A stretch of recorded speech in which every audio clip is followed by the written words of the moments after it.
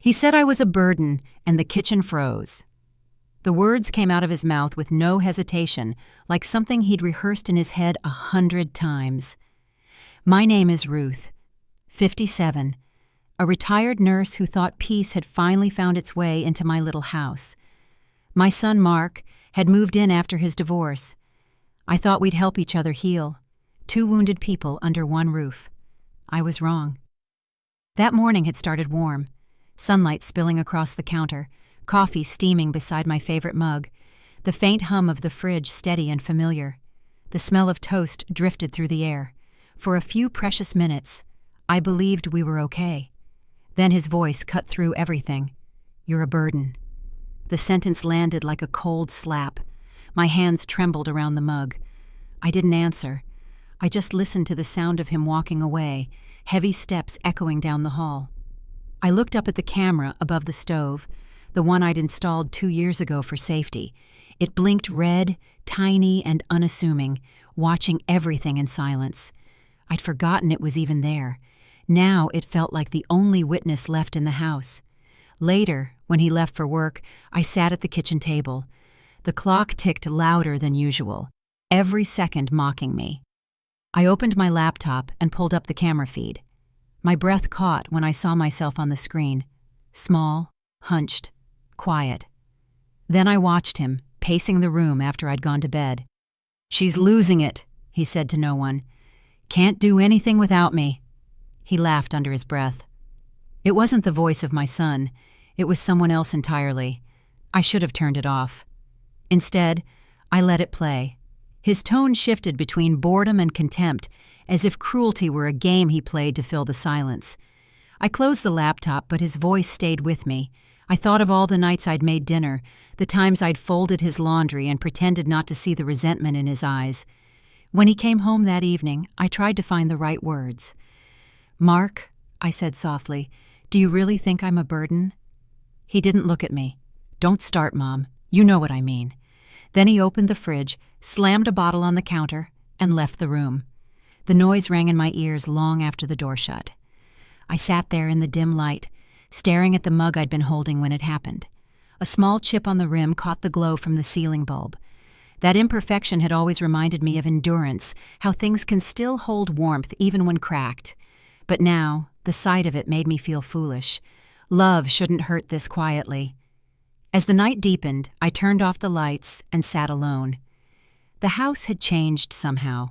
The same walls that once felt safe now listened. I could almost feel them lean in, keeping score of every word not said.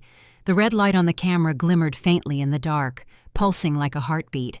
I opened my laptop again. My hands were steady this time. The file labeled Kitchen loaded slowly, the blue progress bar crawling across the screen. When the footage appeared, I pressed play. His voice filled the room once more. Mocking, careless, familiar. It was strange to see love and cruelty exist in the same face. I whispered to the empty room, "I just wanted to help." The refrigerator hummed its indifferent answer. Somewhere in the distance, a car door slammed and a dog barked. Normal sounds, ordinary life continuing outside, while mine stood still inside 4 walls. I thought about deleting the footage, pretending none of it existed. But a quiet instinct told me to keep it. Maybe one day, proof would matter. Maybe silence wasn't strength anymore. I tucked the laptop away and wiped the counter until every crumb was gone, trying to erase the moment, though I knew I couldn't. When I finally went to bed, I left the kitchen light on.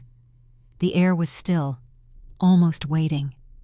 For the first time in years, I felt afraid in my own home, not of being alone, but of being watched by the truth itself. I pressed play, and the truth began to speak. He laughed when I asked for rent. The sound wasn't cruel exactly, it was worse than that. It was casual, effortless, as if my need for fairness were a joke.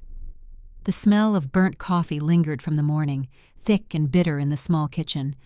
I'd let things slide too many times, told myself he'd settle in, get back on his feet. But the weeks were adding up, and the bills on the counter looked heavier each day. "I'll get to it," he said, waving his hand. "You're not going broke." His grin lingered long enough to sting.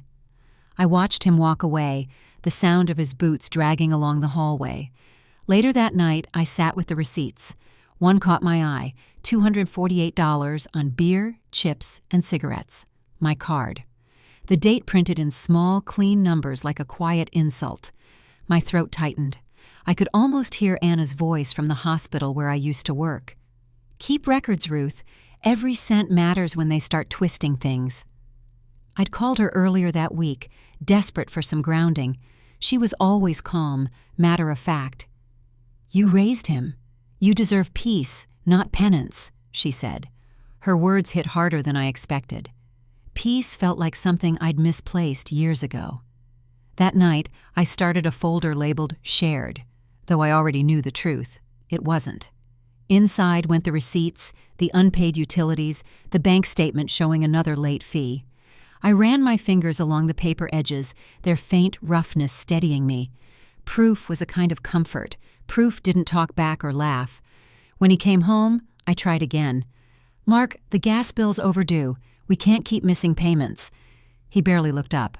"I'll handle it." "You said that last week." He turned, eyes flat. "You think I'm lying?"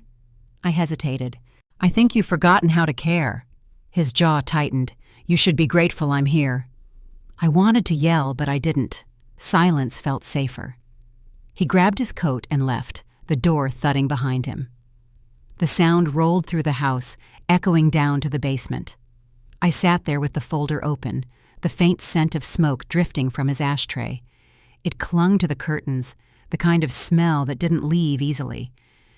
I checked the clock, past midnight. The house groaned with its usual winter sounds, pipes ticking in protest. I couldn't sleep. I made tea instead, listening for any sign he'd come back. Somewhere under his door, faint laughter spilled out. My name in the mix, twisted into something small and ugly. I pressed my palm against the cool surface of the wall. I wanted to remember how it felt to be respected in my own home. By morning, I'd decided, I'd stop covering for him. If he didn't pay, things would fall where they may. My stomach turned at the thought, but there was a flicker of calm, too. I'd carried both of us long enough. I found Anna again during lunch break at the cafe near the clinic. "I did what you said," I told her. "I'm keeping track now." She nodded, sipping her coffee. "Good. Don't let him rewrite the story later. They always do when money's involved." Her words landed heavier than the drink in my hand. I knew she was right. That night, the silence stretched between us like another wall. He came in, grabbed food, and vanished to his room. I could hear faint music through the door, something upbeat and careless. I sat at the table, eating quietly. The folder lay beside my plate, already thicker than it should have been. I looked at the bills again, dates, amounts, proof of how easily someone could take without asking. The house smelled faintly of reheated soup and something sour. I opened a window for air, feeling the cold creep in. It didn't matter. It felt cleaner that way. The folder filled faster than I expected. I found my pension papers in his drawer. The sight made my stomach twist.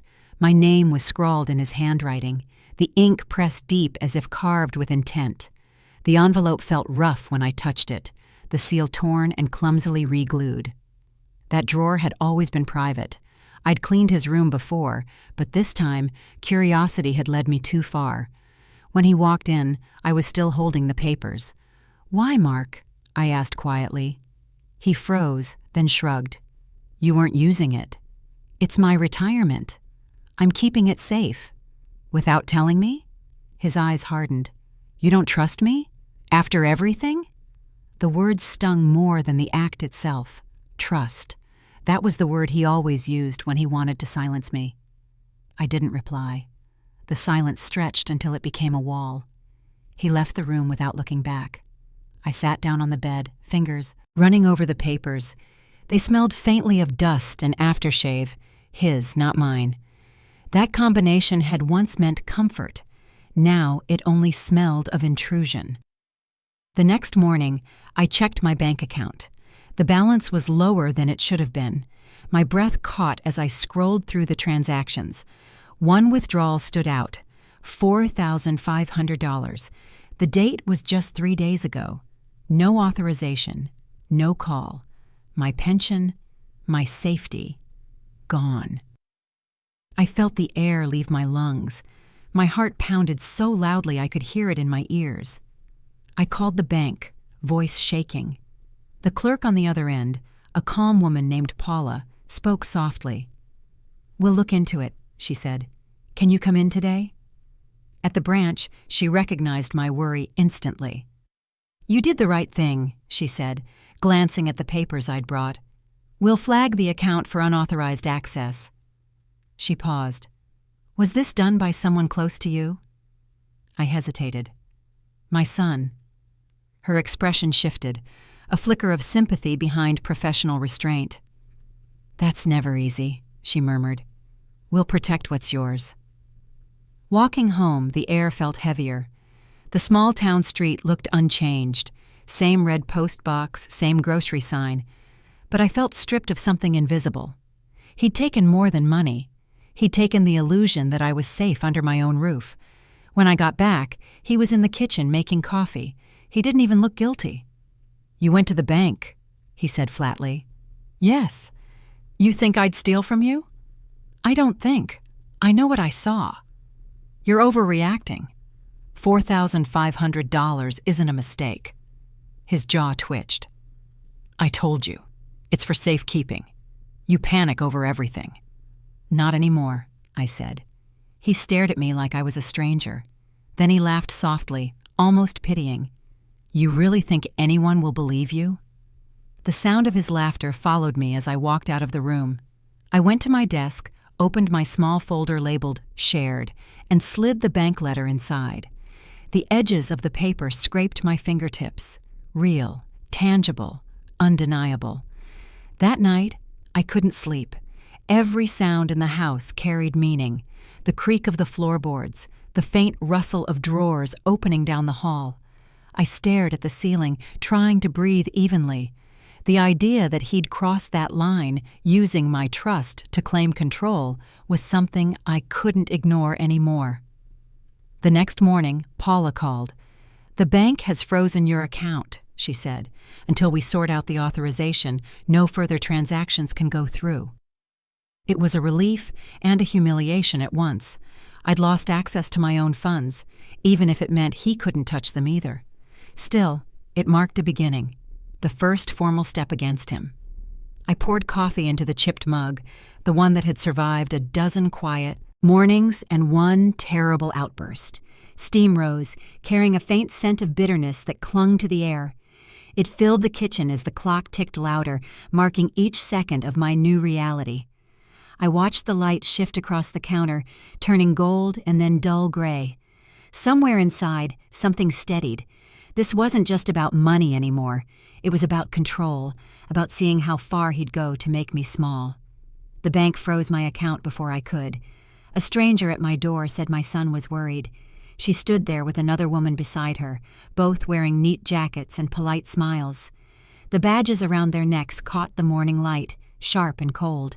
I glanced past them, and there he was, my son, standing by the living room window, pretending to scroll on his phone.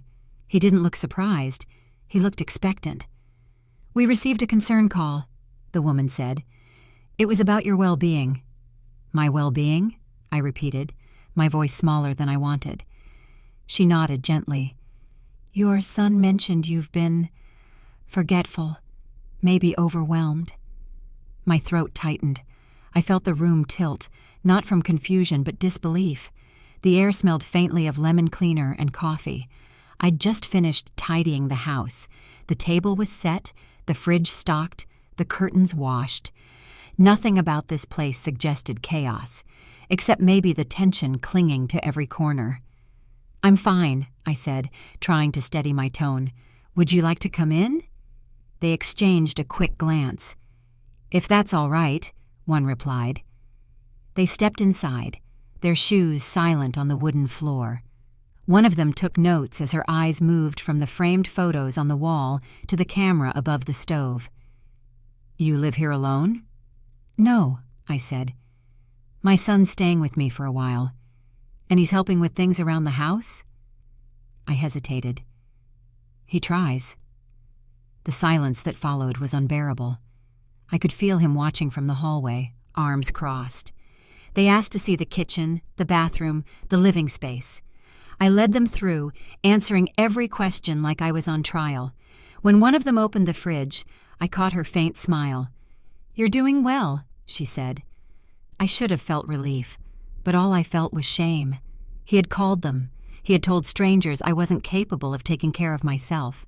Before they left, one of them handed me a brochure. "Elder Safety and Resources," she said softly. "Just in case you need support." "Thank you," I whispered. They stepped outside, leaving behind the faint scent of perfume and paper. The front door closed with a sound that stayed in my ears long after. Through the curtain, I saw them pause on the porch, speaking to him. He nodded, gesturing toward the house as if rehearsing a script. When they finally drove off, I walked into the kitchen. The light through the window fell, hard on the counter, too bright. I picked up the brochure, read the first line. "If someone you trust makes you feel unsafe, tell someone." I folded it and slipped it into my folder, the one now full of proof I never thought I'd need. That evening, when he came downstairs, he acted like nothing had happened. "They were just checking in," he said casually, "because you told them to." He shrugged. "You've been acting strange. They're just doing their job." "I've been acting strange because I don't recognize you anymore," he scoffed. "You should be grateful I care." "Care?" I could barely get the word out. "You humiliated me." "You're being dramatic," he said, reaching for the remote. "They agreed you're fine, didn't they? So stop worrying." I wanted to scream, to throw the brochure at him, but I didn't. He wanted that reaction. Instead, I went quiet. Silence was my only weapon left. Later that night, I sat alone in the dark living room, staring at the faint red glow of the camera above the stove. The house felt smaller, my breath shallow. He was trying to rewrite me, to make the world see me as fragile, unreliable. I opened my laptop and wrote down every detail. The visit, the words, the time. Proof wasn't only about money anymore. It was about memory, mine, preserved before he could erase it. Upstairs, I heard him laugh softly, talking to someone on the phone. "Yeah," he said, his voice drifting down the stairs. "She's fine, but I think she needs help soon." I turned off the lights, every one of them, until only the faint glow from the camera remained. The house sat in silence, but my mind was loud, pulsing with one thought I couldn't shake. He'd learned how to make lies official. He changed the Wi-Fi and locked me out. I stood in the middle of the living room holding my phone, watching the signal vanish like a door closing. When I asked why, he didn't even look up. "You don't need internet," he said. "It's better if you stay off those sites." The house felt colder than usual, the air still but sharp. I wrapped a blanket around my shoulders, tried reconnecting, tried again. Nothing. The heater clicked off moments later. The quiet pressed in until I could hear my own breathing. I opened my laptop. No signal. My emails, my job searches, even my connection to the outside world, all gone with one password change. I asked him once more, softly, "Mark, did you change it?" He smirked. "It's for your own good. You've been stressed." "I'm fine." "You're not. You've been talking to people who fill your head." He turned back to his phone, scrolling as if I weren't standing there. I didn't respond. Silence, I'd learned, was safer than defiance. Still, something in me refused to accept that this was normal. The isolation crept in quick, invisible but heavy. That night, I tried sending a few resumes from my phone, but data costs stacked fast, and every minute felt like a small theft from my own savings. I stared at the router's blinking lights, mocking me with their steady rhythm. The next morning, I walked to the clinic cafe where Anna was waiting. Her breath misted in the cold as she waved me over. "You look frozen," she said. "He changed the Wi-Fi," I told her. Her brow furrowed. "That's not control. That's isolation." "I think he just wants space." "No," she said firmly. "He wants silence. There's a difference. She helped me send the documents from her laptop, my application for part-time elder support. "This is your line in the sand," she said, eyes steady. "He can't trap you in that house." "I don't want to fight." "It's not a fight if you're defending your life," she replied. Her words stayed with me. That afternoon, I filed a report online through the agency's portal. I marked it as interference, digital and emotional. It felt like both. I didn't know if they'd respond, but the act itself gave me back a fraction of control. When I got home, he was waiting in the kitchen. The smell of reheated stew filled the air. "You went out again," he said without turning. "Yes." "Where?" "To meet a friend." He turned then, eyes narrowed. "You mean that nurse? You know I can make things very hard for you if you keep this up." I kept my tone level. "I'm not doing anything wrong." "You're embarrassing me." "For applying for help?" He slammed the spoon down. "You'll regret crossing me." The sound echoed through the room, louder than it should have been. I flinched but didn't step back. For the first time, he saw that I wasn't going to apologize. After he stormed out, I checked my phone. The email from Anna was there, forwarded to my private account with a note. "Keep copies of everything. Date them." She'd even sent a timestamp from her end, proof of submission. That night, the house was still. I made tea, the warmth grounding me for once. I stared at the router again, lights blinking in their quiet rhythm. Once, that steady pulse had meant connection. Now it meant control. But somewhere under that silence, I could feel something shifting. I wasn't invisible anymore. I had proof. I had someone who believed me. The heater clanked to life briefly, filling the room with a low hum. I pulled the blanket tighter and looked toward the hallway where his door stood closed. He said I'd regret crossing him. He started keeping a budget I never saw. It was presented like a gift, placed neatly on the kitchen table beside my morning coffee. "We need structure," he said. The paper smelled faintly of his cologne, sharp and overbearing, just like his tone. I scanned the columns, handwritten, uneven, but bold. Groceries, $620. Utilities, $380. Repairs, $290. Miscellaneous, $300. Total, $1,600. The numbers looked clean, but something about them felt rehearsed. "I've been handling most of it," he added, leaning back with his arms crossed. "You owe half." "Half of what?" I asked quietly. He smirked. "Half of everything. That's how families work." I wanted to say something, but the words stayed trapped in my throat. Later that day, I pulled out my folder, the one I'd started keeping after Anna's warning. Inside were receipts, dated and labeled. The grocery total wasn't $620. It was barely $300. The repairs? There hadn't been any repairs. I felt my chest tighten. He was rewriting the math of my life, one line at a time. The smell of his cologne still lingered on the paper. I couldn't wash it off. It clung to my fingers, to the edge of the table, to everything I touched. I folded the paper in half, then again, until the ink cracked. Proof mattered more than pride now. That afternoon, I called the bank. "I think my account is being misused," I said. The woman on the line, patient but firm, asked for details. I sent copies of the receipts, the ledger, and a statement showing the withdrawal patterns. "We'll make a note and verify," she said. "If we see irregularities, we'll flag it internally." Her voice steadied me in a way I didn't expect. A stranger's belief felt more solid than his presence ever had. When he came home, I was sitting in the living room with the folder on my lap. "You've been busy," he said. "I checked your numbers." He frowned. "My numbers? You mean our numbers?" "No," I said, keeping my voice even. "You've been inflating costs. The receipts don't lie." He laughed once, short and sharp. "You think the bank cares about receipts? You can't even keep track of what day it is." "That's not true." He leaned closer. "You're losing it, Mom. Everyone sees it but you."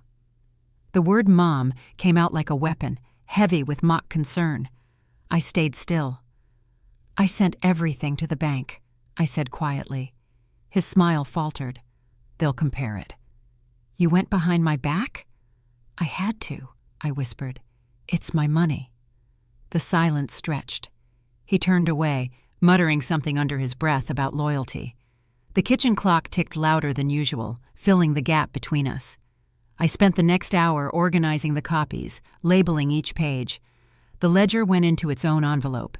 It wasn't about winning anymore. It was about surviving a system that was supposed to protect both of us. He was using the tools of adulthood, paper, numbers, responsibility, to corner me. But the difference was, I knew how records worked. Hospitals, banks, agencies, they all left trails. I had spent 30 years documenting details. He underestimated that. Later that night, as the house settled into its uneasy quiet, I thought about how easily a person could distort reality with ink and a confident tone. He believed the louder he said something, the truer it became. But numbers don't bend to tone. They stay fixed, stubborn, waiting for someone to notice. I logged into my email.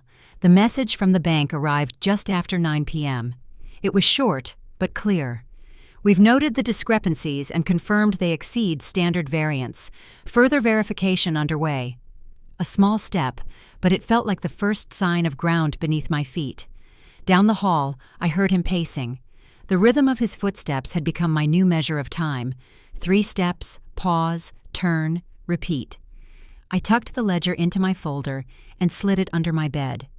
The faint scent of cologne still clung to it, but this time, I didn't mind. It was proof now, not intimidation. Numbers couldn't lie, but he could. They said I'd been wandering the street at night. The rumor hit before the letter did. I felt it in the way the cashier smiled too quickly, how Mrs. Green from down the road turned her cart the other way. At first I thought it was my imagination, but the whispers had a pattern, sharp and practiced, just quiet enough to make me question myself. When I reached home, the air was still. The mailbox hung open, the hinge creaking slightly. Inside was a white envelope, unmarked. I opened it right there on the porch. "Please get help before someone calls the police." The words were neat, almost gentle. It made the cruelty worse. From next door came laughter. His laughter. It carried through the hedge like a confirmation. My hands shook as I folded the letter. For a moment, I just stood there, staring at the street that used to feel like mine. Even the sound of a passing car felt distant, like it belonged to another world. Inside, the house was too quiet. I made tea just to fill the air. The kettle's hiss was the only thing keeping me anchored. I placed the mug on the counter and read the letter again. The tone was careful, as if pretending to care. I could almost hear the conversation that had spread it. "She's been acting strange. It's sad, really. Someone should do something." That night, I barely slept. Every creak outside felt like footsteps. Every car light sliding across the curtains felt like judgment. He'd managed to stretch his reach beyond the walls. Now it wasn't just about control inside the house. It was about painting me unstable in the eyes of everyone else. In the morning, I called Anna. She answered on the second ring. "I got a letter," I said. "What kind?" "The kind that sounds polite until you realize it's a warning." She sighed. "He's controlling the story again. He's spreading it before you can defend yourself." "What do I do?" "Document it. Keep the letter. And let me call someone I trust, the local seniors. Advocate. She can make a record of this, quietly." Her steadiness helped. I put the letter in my folder, next to the fake ledger and the banknotes. The folder was getting thick. Proof, little by little, building its own spine. By afternoon, I noticed 2 neighbors across the street. They were pruning bushes, but they kept glancing at my house. When I waved, one turned away. The other smiled awkwardly, half-heartedly, as if afraid of being seen acknowledging me. I heard him outside later, talking on his phone. His voice was calm, almost friendly. "Yeah, she's been off lately, wandering at night, leaving doors open. I'm worried." He paused, lowering his voice. "Maybe she needs evaluation. You know how memory goes at that age." I froze near the doorway, fingers gripping the frame. The sheer ease with which he lied made my stomach turn. I wanted to run out there, to scream the truth at the whole neighborhood, but I didn't. Instead, I shut the door softly, locked it, and leaned against it until my breathing steadied. At sunset, Anna called again. I spoke to the advocate. She said you're not alone. They've seen this before, family members creating a pattern to make elders look incompetent. That's what he's doing, I whispered. Then we make our own record, one he can't rewrite. Will anyone believe me? They will when it's on paper. Her words had weight. After hanging up, I sat by the window and watched the streetlights come on, one by one. The neighborhood looked peaceful, but it wasn't. It was staged peace, the kind built on unspoken agreements to look away. I wrote everything down, the letter's wording, the date, the neighbor's avoidance, even the sound of his laugh that afternoon. Every detail mattered now. My proof wasn't just financial, it was social. He was taking my reputation apart, thread by thread. Later, I stepped outside for air. The night was cool. Somewhere down the block, a dog barked twice, then stopped. My mailbox door was still open, swaying slightly with the wind. I closed it and looked toward the houses lined neatly across the street. Windows glowed softly, curtains drawn tight. I wondered how many believed him already, how many thought I was fading.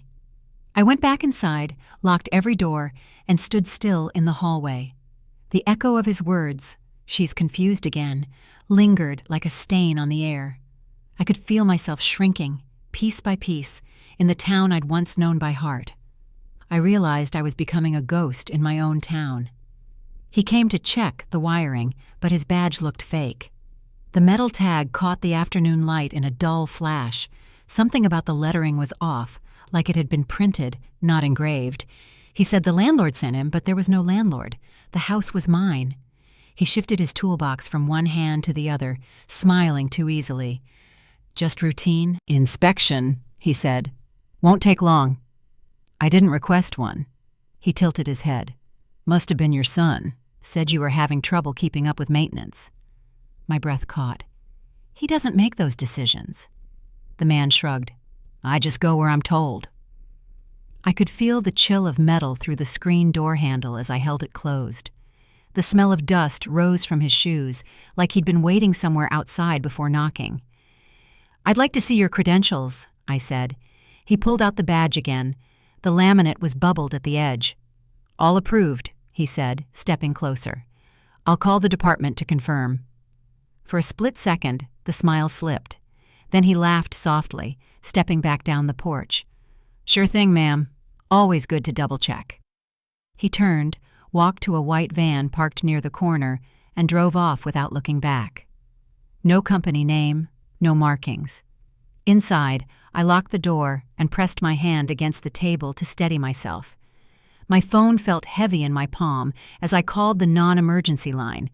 The dispatcher listened, asked for a description, and sent a patrol officer within 10 minutes.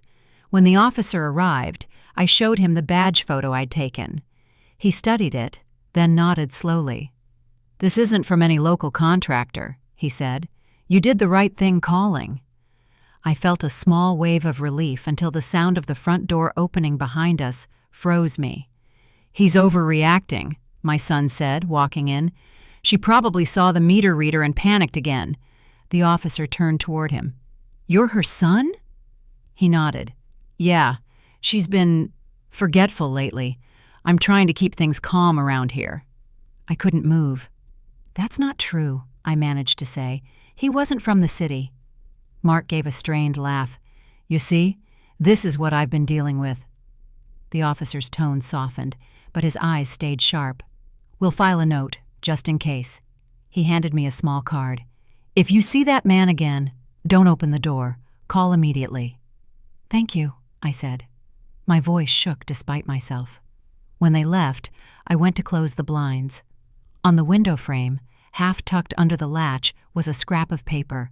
Just 4 words in rough handwriting. "You talk too much." My knees weakened.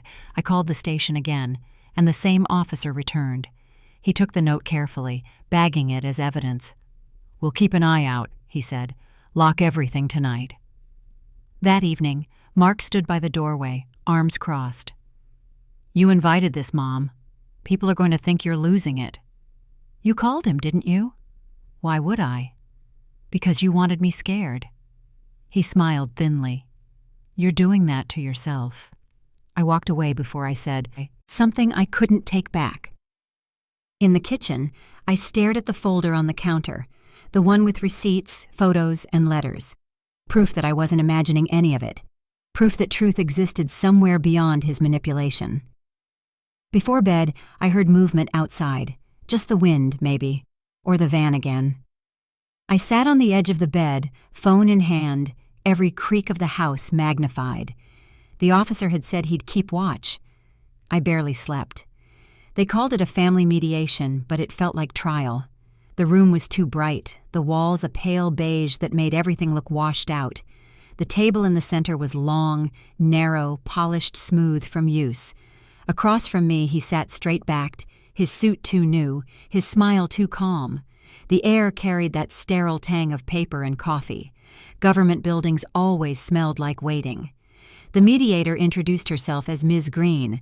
Her tone was even, practiced. "We're here to find understanding," she said.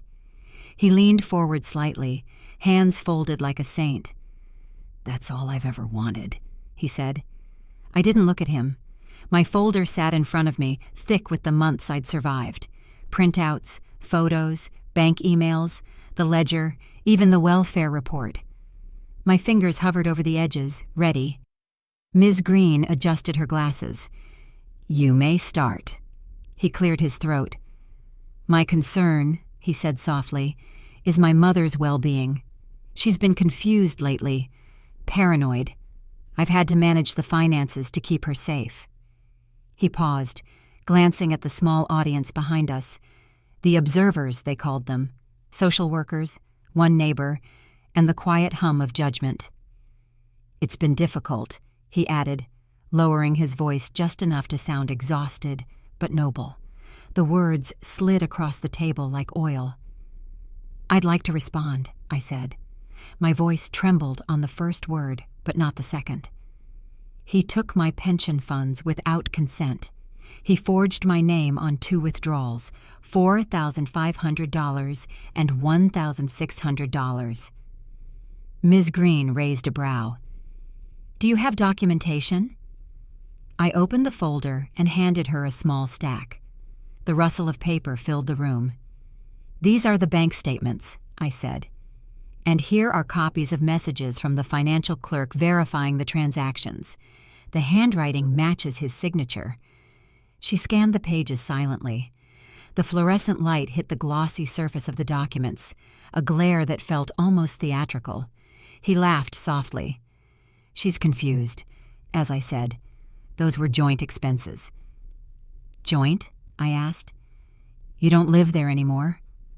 "I visit," he said, smiling. "I maintain the house, repairs, groceries." I cut in. "You made a budget that never existed. You told the bank I was unstable." A murmur rippled through the observers. One of the social workers exchanged a look with the neighbor, the one who'd avoided me, for weeks. Ms. Green lifted a page closer to her eyes. "These emails," she said, "who sent them?" "The branch officer," I said. "He can confirm." For a moment, the only sound was the faint hum of the ceiling light. Ms. Green set the papers down carefully. "Mr. Walker," she said, "this will need verification." His jaw tightened. "You can't believe this. She's fabricating everything." She met his eyes evenly. "That's what verification is for." He looked past her to the observers. "She's destroying her own reputation," he said, louder now. "She's embarrassing herself." I spoke before he could finish. "No, you did that for me." The silence that followed was different, thicker, aware. For the first time, I saw him falter. He didn't look at me anymore. His eyes flicked to Ms. Green, to the stack of paper between us, to the room that no longer belonged to him. One of the social workers shifted forward. "We've had other calls." she said quietly. From neighbors, from the bank. They match her account. He started to speak again, but Ms. Green lifted her hand. Enough. Her tone had changed, not unkind, but decisive. This isn't a debate, it's a record. The fluorescent light flickered once overhead, a small pulse that broke the stillness. I felt my shoulders drop, just slightly. The room that had felt like a cage now felt like proof. She gathered the documents into a folder marked for review. All of this will go through verification, she said, and if it checks out, we'll move to formal inquiry. He leaned back in his chair, a faint smirk returning. You think this changes anything? I met his eyes for the first time. It already has. The observers behind us whispered, their voices blending into a quiet tide. One of them, Mrs. Green from next door, looked down at her hands. Maybe she remembered the gossip she'd believed.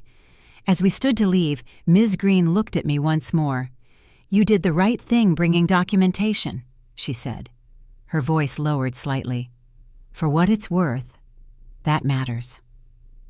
Outside, the corridor smelled of disinfectant and paper dust. The light from the window spilled across the floor in long rectangles. My hands still trembled, but this time it wasn't from fear. It was from release.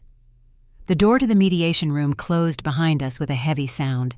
Through it, I could still hear the faint murmur of papers being shuffled, the sound of truth being filed where it couldn't be erased. The mediator said, "This will go on record." They asked if I had proof. I pressed play.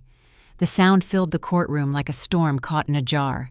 His voice, once so ordinary in my kitchen, now echoed against polished wood and marble. "You're a burden," he said on the screen. "You don't even know what's good for you." The tablet rested in front of me, small and unshakable. I'd spent nights staring at that same footage, doubting whether to bring it. But here, under the gaze of the judge, it became something else.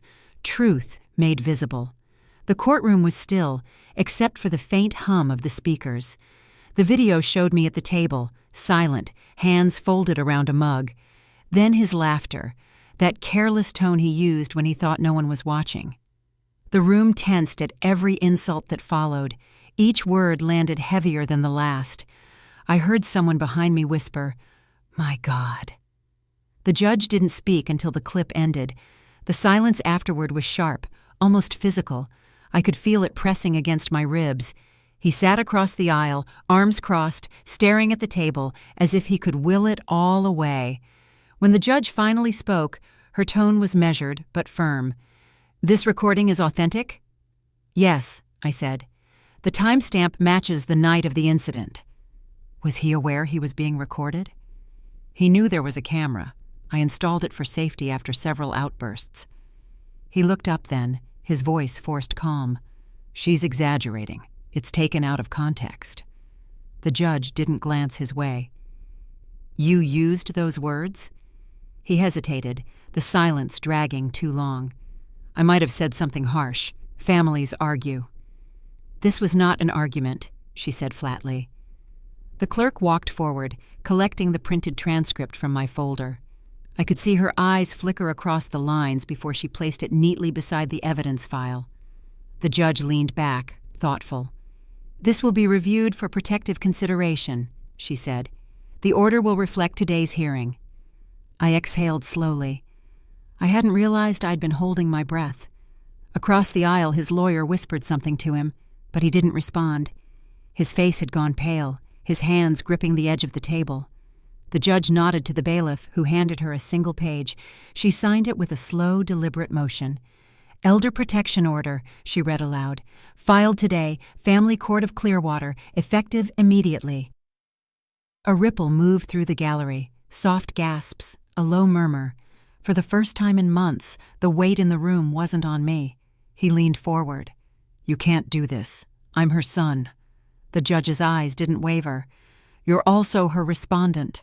The law recognizes both." "I was helping her." "By controlling her finances? Isolating her from neighbors? Mocking her health?" He had no answer. His mouth opened, closed again, empty. Ms. Green, the mediator from before, was seated at the back. She gave a faint nod when our eyes met. It wasn't triumph. It was acknowledgement, the kind that says, "We saw it all, and now it's on record." The clerk handed me a copy of the notice. The paper felt cool and dry between my fingers, the ink still fresh enough to smudge. It listed his full name, my address, and the effective date. Today. The judge rose. "This hearing is adjourned." Her gavel struck once, final as a door closing. I stood slowly, hands trembling.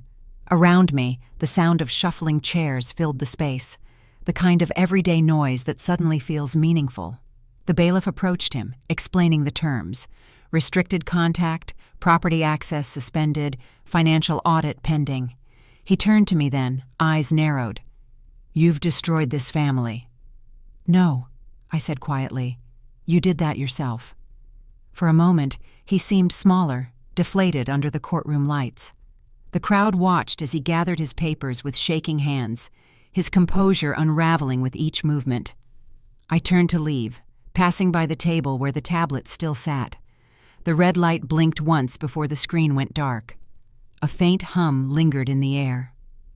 Outside, the hallway was bright, the sound of footsteps echoing down the tiled floor. Anna was waiting near the door, holding a coffee cup. "It's over?" she asked. "For now," I said, "but it's finally written down." She smiled gently. "That matters." Through the courthouse glass, I could see him standing by the steps, head down, surrounded by silence that no one wanted to share with him. He turned pale as the camera's red light blinked. By morning, his name was on the eviction paper. The sheriff eased the notice from a folder and taped it to the wood, smooth and careful, as if the door could bruise. The air hit hard when I stepped onto the porch. The cold nipped through my sleeves and made the frost glitter on the railing. A truck idled at the curb, engine low and stubborn, and he stood beside it with his hands jammed into his pockets, refusing to look at me. The deputy cleared his throat. "Order's active," he said. "You have 30 days to comply." His breath hung in front of him, a pale puff that faded quickly. "Ma'am, you're protected. He's not allowed inside." "I live here," he said, voice tight. "My mail's in there." "Not anymore," the deputy replied. He pointed to the notice. "This controls access." He laughed once, short, humorless. "You won't keep me out." "I don't want this," I said. "You did this," he shot back. "It's the law," the deputy said evenly. I looked at the paper. The print felt heavier than ink should. Names, dates, the flat language of consequence. My hands didn't shake this time. Stakes were simple now. If I let fear rule the house again, I would lose my home. "Step back from the door, sir," the deputy said. He moved 2 steps, then leaned toward me. "You think they'll protect you forever?" "I think they'll protect me today," he scoffed. "Pathetic." The engine coughed, then steadied. Inside, the hallway seemed smaller, as if the house were drawing its shoulders in. I grabbed the folder from the entry table, the same one that had traveled with me to offices and waiting rooms, and held it like a shield. The deputy followed me to the threshold, not crossing it, just standing guard. "If he tries to enter, call," he said. "No warnings, just call." "I want my tools," he said from the porch. "You can arrange a pickup," the deputy answered. "We'll supervise." A gust pushed the notice against the wood. The tape held. He stared at it as if he could will the letters to change. "You ruined everything," he muttered. "No," I said. "I stopped it." He stepped closer, and the deputy's hand lifted, flat. "Don't," the deputy warned. He tried a different tone then, softer, rehearsed. "You know I was helping." "With what?" I asked. "Keeping things in order. You called strangers to make me doubt myself. That was concern. That was control." He glanced down the street, measuring the audience. 2 neighbors, pretending not to watch, and the mail carrier pausing at the corner. Shame flickered, then disappeared under anger. "We'll be back," he said. "This isn't over." "It is for today," the deputy replied. I kept my voice steady. "You can list what you want retrieved. The deputy will meet you." "I don't answer to you." You answer to the paper on the door." He turned sharply and kicked at the frozen lawn, scattering pale chips that went nowhere. The deputy looked at me, a quiet check. "Are you all right?" I nodded. Behind him, the truck's dash clicked from the cold. The street felt like early winter, even though it wasn't. Some seasons arrive before their time. I went inside to gather his things that were safe to pass: a toolbox, a jacket, a shoe without its pair. I arranged them by the threshold for inspection, each object suddenly weightless now that it didn't belong to the rooms. When I opened the coat pocket, a crumpled receipt fell out, dark with grease. I left it there, beside the jacket's frayed cuff. The deputy peered in, nodded, and kept his post. He raised his voice from the yard. "I want the safe." "You don't have a safe here," I answered. "She's hiding it," he said to the deputy.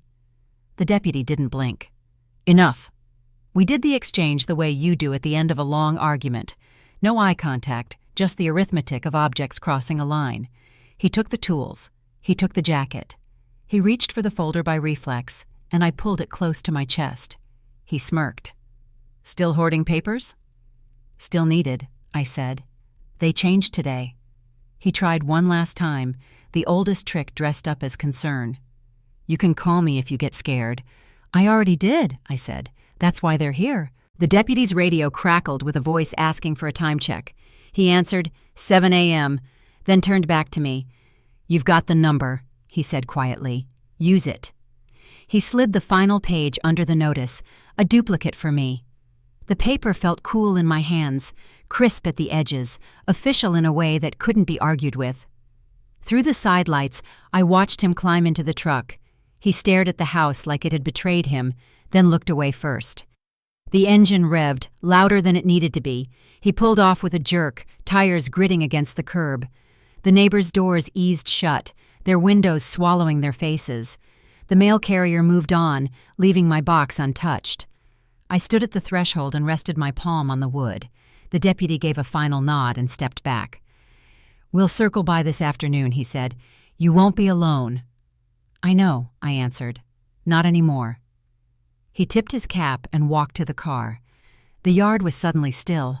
I looked once more at the notice, the thin belt of tape, the neat lettering that had saved my life in a way I hadn't expected paper could. Then I closed my hand around the knob, steady now, and drew the door inward. The door shut, and stayed shut. The house was quiet for the first time in years.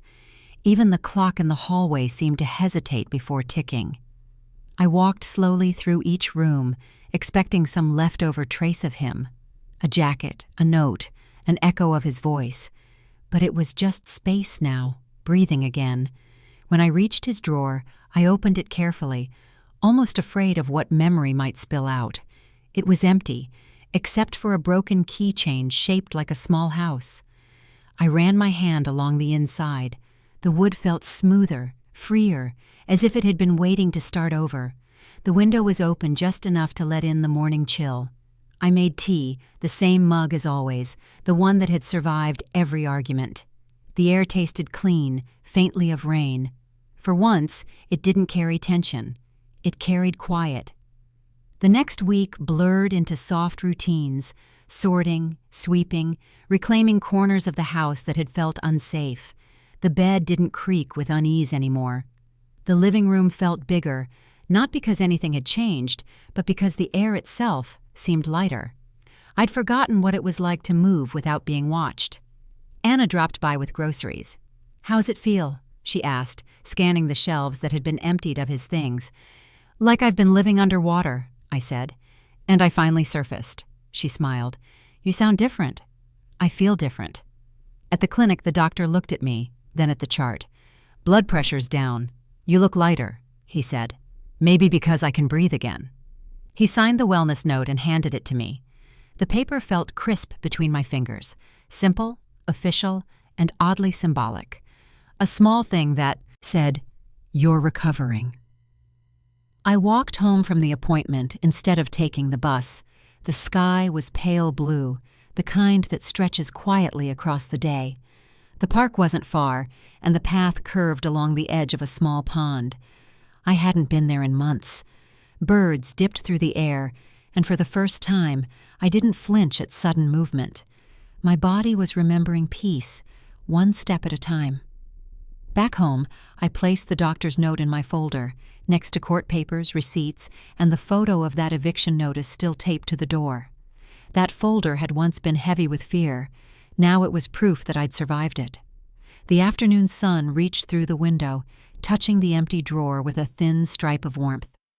I closed it softly, this time not out of habit, but out of closure. There was nothing left of him here. No lies, no noise, no waiting for the next blow. Just a house reclaiming its own heartbeat. I poured myself another cup of tea and sat by the window. The wind carried faint laughter from children playing down the street, the normal kind of sound, the kind that didn't belong to fear or tension. For the first time, I allowed myself to imagine tomorrow without dread. The door was locked, the rooms were mine, and the silence wasn't emptiness anymore. It was safety. Then I heard from the bank again. They reversed every withdrawal he made. The letter came in a plain white envelope, heavier than it looked. I almost didn't open it at first. Too many letters before had carried bad news, demands, threats dressed in polite phrasing. But this one felt different. My name was printed cleanly, centered, without any error. Inside, a single sheet. Funds restored, total $4,500. For a moment, I just stared. Relief doesn't always come like joy. Sometimes it lands like quiet disbelief. The ink smelled faintly of paper and something metallic, the scent that offices carry when justice finally gets processed. I ran my thumb across the embossed bank logo and let the tension drain from my shoulders. I'd fought for this paper, months of forms, calls, one supervisor after another telling me it was under review. It wasn't just the money, it was what it meant, proof that I hadn't imagined what he'd done, that the system finally saw it too. I called Anna. "It came," I said. Her voice lifted. "How much?" "All of it. $4,500. You see? It's not luck, Ruth. It's justice." We sat in that silence that follows good news, the kind where words only cheapen the feeling. "I thought I'd feel victorious," I said, "but it's more like steadiness." "That's what healing sounds like," she replied. "Keep that letter safe." I slipped it into the same folder that once held every piece of proof, the photos, the transcripts, the police notes, the eviction copy. That folder had once been heavy with dread. Now it closed with purpose. Later that afternoon, I went to the bank myself. The clerk, a young man who had once avoided eye contact with me, now smiled politely. "Everything's been corrected," he said. "Your balance reflects the reversal. Would you like a statement printed?" "Yes," I said. "Frame it if you want," Anna had joked earlier. Maybe I would. The printer hummed softly. I watched as the numbers rolled across the page, neat, undeniable. Balance. $4,500 credited. He couldn't erase that line anymore. When I stepped outside, the air carried a trace of rain. It wasn't cold, but fresh, the kind of air that makes you realize how much time you've spent indoors, holding your breath. Across the street, the coffee shop where I'd met Anna for the first time was still there. Same small tables, same humming light above the counter. I ordered her favorite blend and sat by the window. For the first time in years, I didn't feel like a problem to solve. I felt like a person again.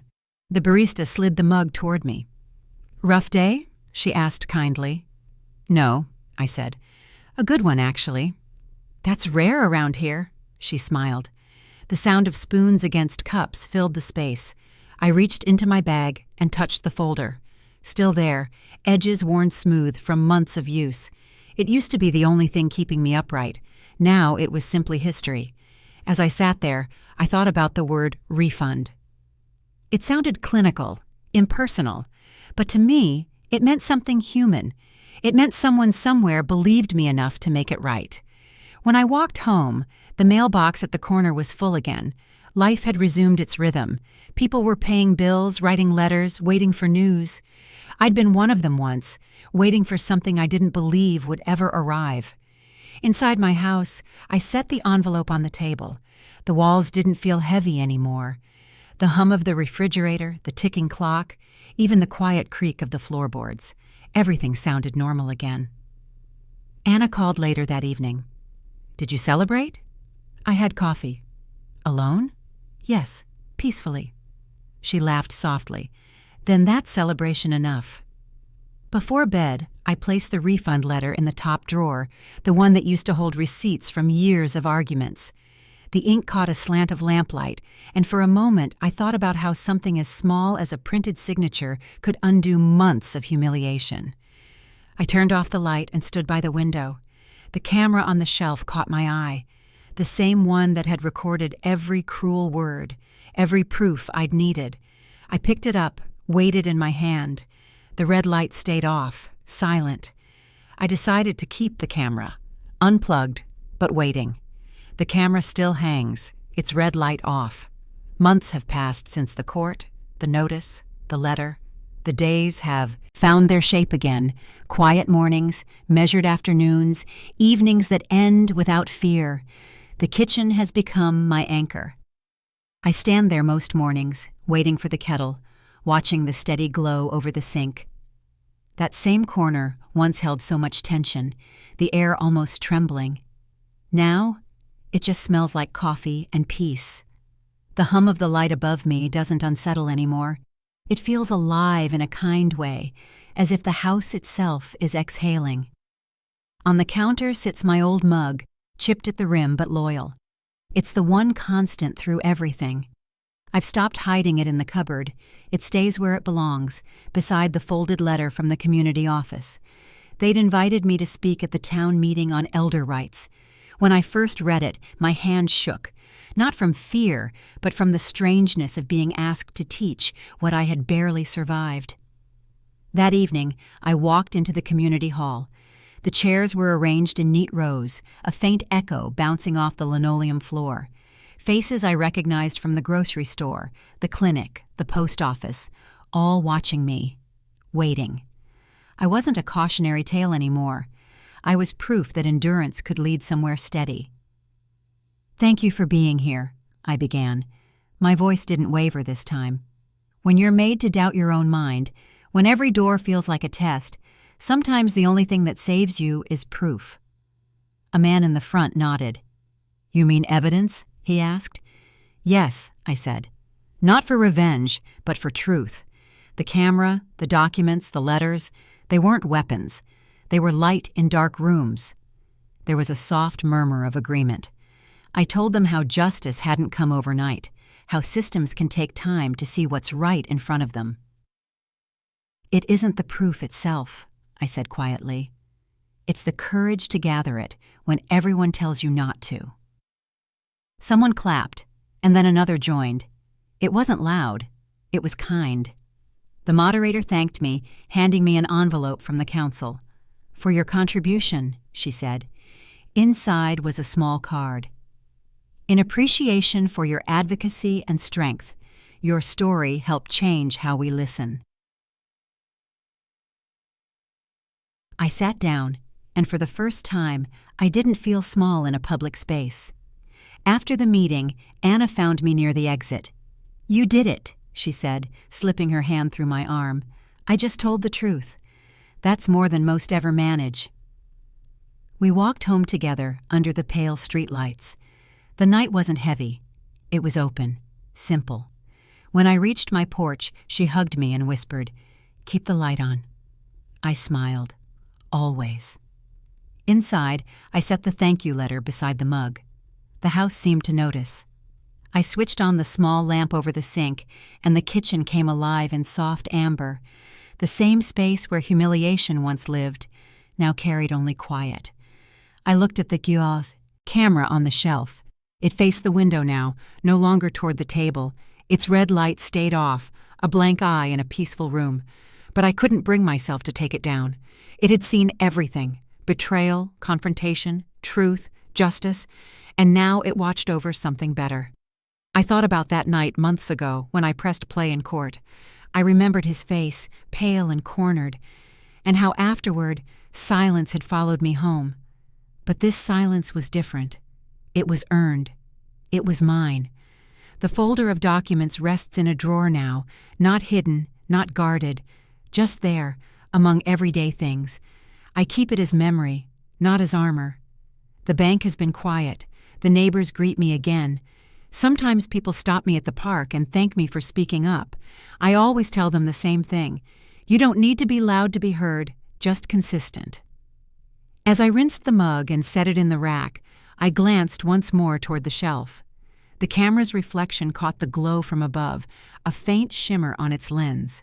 I whispered, half to it, half to myself, "You saw it all, didn't you?" The house stayed still, calm, at peace with me. The red light blinked once, then faded to calm. Did you enjoy this story? Tell me which city you're listening from. I read every comment. If the story touched you, you can support the channel with a super thanks so I can keep bringing more stories like this every day. Your encouragement really helps.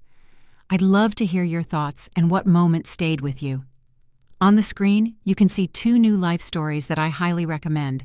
There's plenty more on the channel as well. Don't forget to subscribe and turn on notifications. See you in the next life story with respect and gratitude.